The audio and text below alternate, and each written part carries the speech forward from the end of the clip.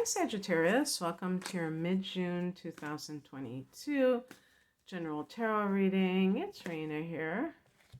I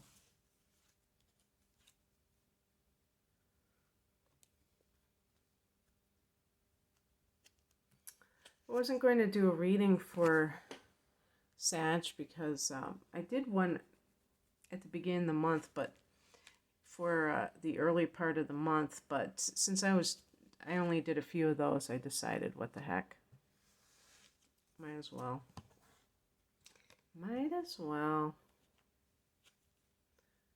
Oh gosh, I'm getting so many of the same cards of Scorpio. Oh, I like this.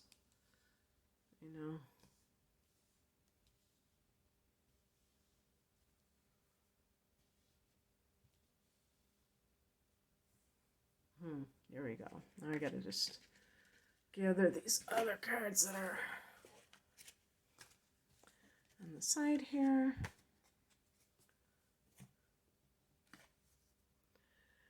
The heart of the matter is the Two of Torches, which is Wands, which is fire. I am a Sag. We're fire signs. Fire signs are passionate about life. They should be, because that's what we're supposed to be.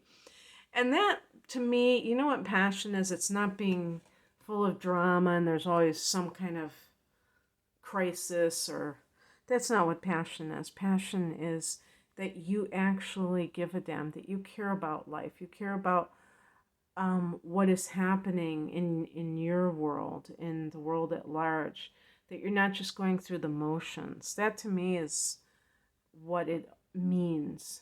And it just seems to me that so many people are going through the motions of life. And when you make life meaningful, it doesn't mean that it has to be grandiose at all. It's just that special quality that it's important, that our lives are important, that they're not just they're important, and by the same token they're temporary, and it's kind of like a paradox in a sense. But anyway, wands can relate to career matters too. So you might be at a crossroads where you have the opportunity to go in a totally different direction, or maybe it's connected, but it's going to be a different focus for you. We have two cards that represent that similar theme, because we have the Two of Swords as well.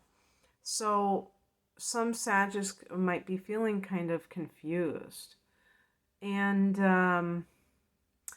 we have this full moon that is happening on June 14th, a strawberry supermoon. So for Sag, this is, for me specifically, it's going to be, hitting my sun like big time. Very directly. And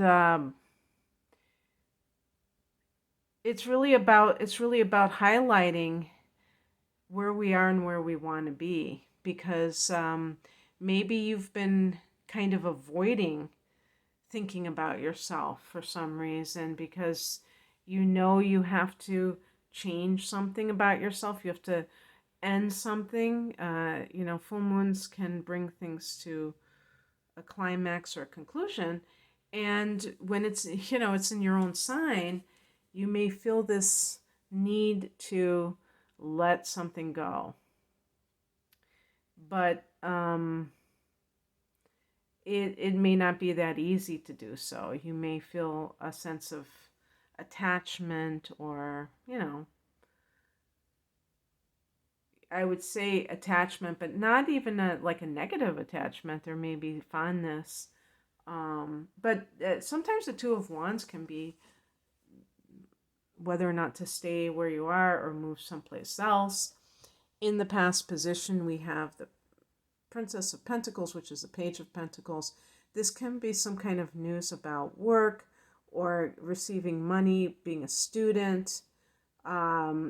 It's so interesting because I just, that was something that came into my reality yesterday. when I was looking at this ad, and it was talking about studying something, and I was really seriously thinking about it. And so for those of you who are in college or want to register for college, maybe you have this desire to, you don't know whether you should go away to college or stay close to home, be a commute and stick close to home. So the Page of Pentacles can even be receiving a little money. Maybe you're using that for your education or something along those lines. The higher message is the Judgment card. This is a card that can deal with making good decisions. I mean, that's what good judgment is all about, after all. So whatever it is, if that you have something a choice that you need to make, that you're making it from a good place. You're not making it from a place that is either fear-based or because somebody else wants you to do something. Maybe somebody else thinks you should do this or do that, but it's not necessarily what you want to do. Also, the Judgment card can be about cause and effect. So it's associated with karma. And sometimes people find themselves in certain situations, and they don't know how they got there. And it really, when you really sit down and think about it, you realize, oh yes, I made decisions that led me to this point.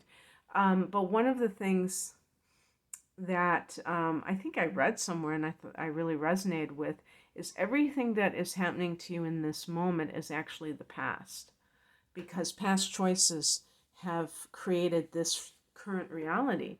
But if you become so identified with this current reality that you think that this is all that there is and all that there can be, you're going to forfeit your ability to create a new reality by the choices you make right now that will impact future situations.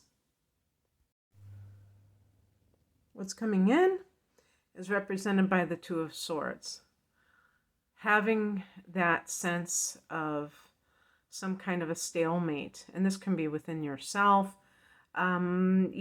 Twos represent duality. So the person, sometimes a person may be what we would say looking at things from two extremes. They can't find common ground, but it might be with another person as well. Perhaps when I see those cards above with the Two of Wands, I think of perhaps even a marriage situation, the Judgment card, the legal side of relationships, but even cause and effect. Princess or Page of Pentacles may be something new, but with Pentacles it can be something that feels a lot more grounded, a grounded individual, and maybe a little literal earth sign, Taurus, Virgo, or Capricorn, versus some type of relationship that is more fiery, full of drama, or even passionate, but it doesn't have much staying power. And, the Judgment card is like, having, keeping your head, not losing sight of what is important, what you're really looking for, which in that case might be a relationship. Because if you're looking for an affair, then there's no kind of agonizing about it. You just have fun and you just do it. But I mean, if you want something more out of life, then you're not going to be like that. I think I did not bring up the universe or the world card, did I? Let me do that before I finish off with the Two of Swords. So what's crossing you is the last card of the Major Arcana, the universe, which is also known as the world card, usually known as a world card. So I'm going to just refer to these cards as, how people are used to hearing them, the terms, because it can get confusing otherwise. So the world card, being the last card of the Major Arcana, represents the wrapping up period, the kind of conclusion that we accept as what we call it, the unfinished business that we have to wrap up before we begin a new cycle. And it's also just the end of an era. Sag, with that full moon in our sign, this is that type of ending or culmination, but it's in the challenge position. So for whatever reason, you might be resisting something ending in your life. And because of it, it can lead to perhaps not making the progress that you might make otherwise.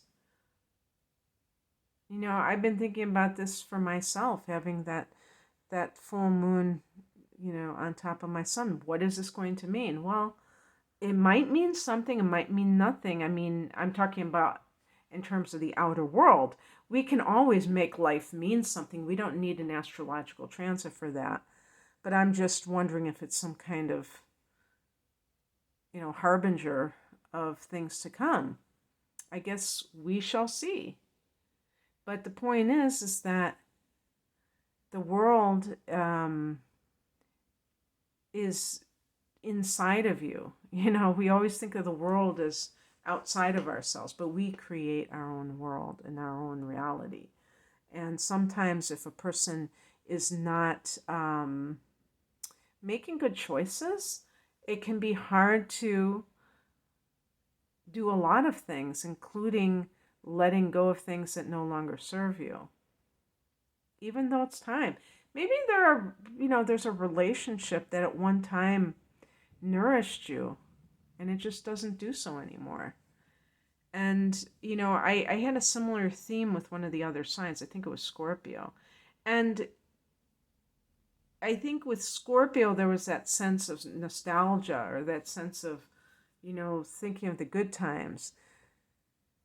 You may just feel like that you're not ready to move into a new phase for whatever reason. And it's interesting because the South Node is in Sag's 12th house. So I think that sometimes, because the world card can be about karma and stuff like that. Not the world card, the judgment card. Sag may be feeling already that kind of intensity of having karmic situations flare up at times and not really knowing exactly what to do about it. And I do think sometimes that we either believe we have no control over anything in life or that we have total control. And I think both of those are erroneous concepts, We certainly don't have control of everything, but we're not complete victims to the world either. And being able to admit that to ourselves is very important, or to be able to see what's going on. So I think with the Two of Swords, it's interesting in this deck, the Cosmic Slumber deck, she has her, or whatever, if it's a male or female, the blindfold is not covering the eyes, but is still present there. And with the Rider Waite, it's like covering the eyes, which means that the person may be in a bit of denial as they attempt to make a decision. And that can create its own set of complications.